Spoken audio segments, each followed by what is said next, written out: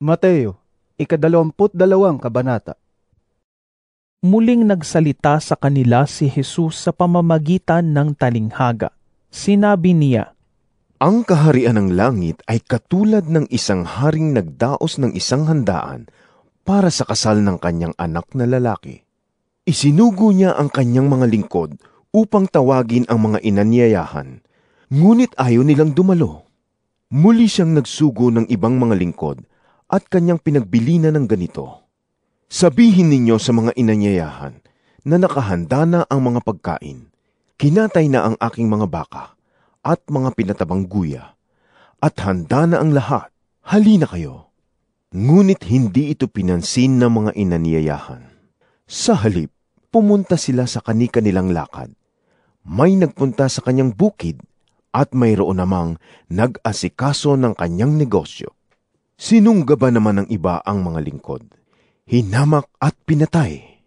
Galit na galit ang hari, kaya't pinapunta niya ang kanyang mga kawal upang puksain ang mga mamamatay taong iyon at sunugin ang kanilang lungsod.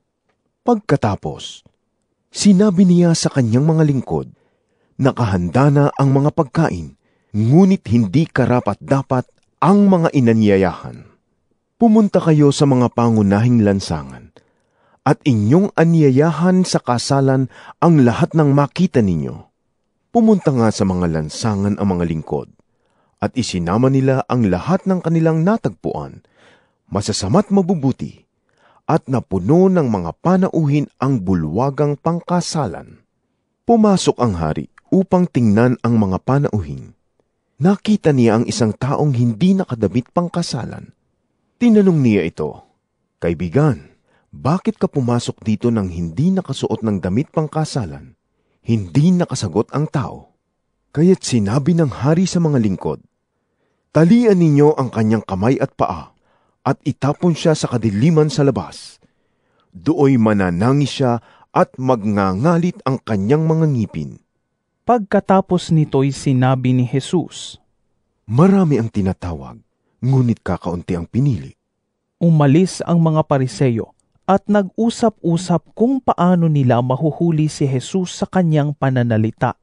Kaya pinapunta nila kay Jesus ang ilan sa kanilang mga alagad, kasama ng ilang tagasunod ni Herodes. Sinabi ng mga sugo, Guro, nalalaman namin kayo tapat at itinuturo ninyo ng buong katotohanan ang ibig ng Diyos na gawin ng mga tao. Wala kayong itinatangi sapagkat patas ang pagtingin ninyo sa mga tao. Ano po ang palagay ninyo? Naaayon ba sa kautusan na magbayad ng buwis sa emperador o hindi? Alam ni Jesus ang kanilang masamang layunin, kaya't sinabi niya, Kayong mga mapagkunwari, bakit binibitag ninyo ako? Ipakita ninyo sa akin ang isang salaping pambayad sa buwis. At ipinakita nga nila ang isang salaping pilak. Kaninong larawan at pangalan ang nakaukit diyan? Tanong ni Jesus. Sa emperador po. Tugon nila, kaya't sinabi niya sa kanila, Kung gayon, ibigay ninyo sa emperador ang para sa kanya, at sa Diyos ang para sa Diyos. Namangha sila nang marinig ito, at sila'y umalis. Nang araw ding iyon, may lumapit kay Jesus na ilang Saduseyo. Ang mga ito ay hindi naniniwalang muling mabubuhay ang mga patay. Sinabi nila, Guro, itinuro po ni Moises na kung mamatay na walang anak ang isang lalaki, ang kanyang kapatid ay dapat pakasal sa nabiyuda upang magkaanak sila para sa namatay. Noon po'y may 7 magkakapatid na lalaki rito sa amin. Nag-asawa ang panganay at namatay siyang walang anak, kaya't ang kanyang asawa ay pinakasalan ng kanyang kapatid. Gayon din po ang nangyari sa pangalawa, sa pangatlo, hanggang sa pampito. Pagkamatay nilang lahat, namatay naman ang babae. Ngayon, sino po sa 7 ang magiging asawa niya sa muling pagkabuhay? Yamang siya'y napangasawa nilang lahat. Sumagot si Jesus, Maling-mali kayo. Palibhasa'y hindi ninyo nauunawaan ang mga kasulatan. ni ang kapangyarihan ng Diyos. Sa muling pagkabuhay, ang mga tao'y hindi na mag-aasawa. Sila ay magiging tulad ng mga anghel sa langit. Tungkol naman sa muling pagkabuhay ng mga patay, hindi ba ninyo nabasa sa kasulatan ang sinabi sa inyo ng Diyos? Sabi niya, "Ako ang Diyos ni Abraham, Diyos ni Isaac, at Diyos ni Jacob." Ang Diyos ay hindi Diyos ng mga patay, kundi ng mga buhay.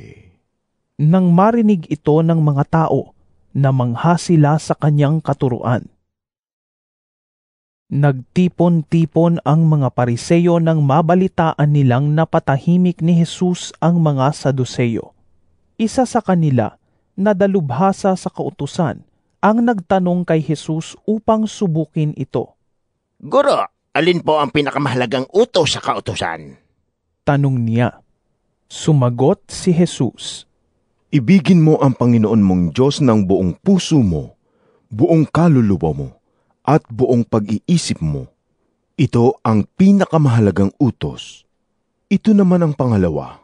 Ibigin mo ang iyong kapwa gaya ng pag-ibig mo sa iyong sarili. Sa dalawang utos na ito, nakasalalay ang buong kautusan ni Moises at ang katuruan ng mga propeta. Tinanong naman ni Jesus ang mga Pariseyong nagkakatipon doon. Ano ang pagkakilala ninyo tungkol sa Kristo? Kanino siyang anak? Kay David po. Sagot nila. Sabi ni Jesus, Kung gayon, bakit siya tinawag ni David na Panginoon noong pinapatnubayan siya ng Espiritu? Ganito ang kanyang sinabi. Sinabi ng Panginoon sa aking Panginoon, "Maupo ka sa kanan ko, hanggang lubusan kong mapasuko sa iyo ang mga kaaway mo."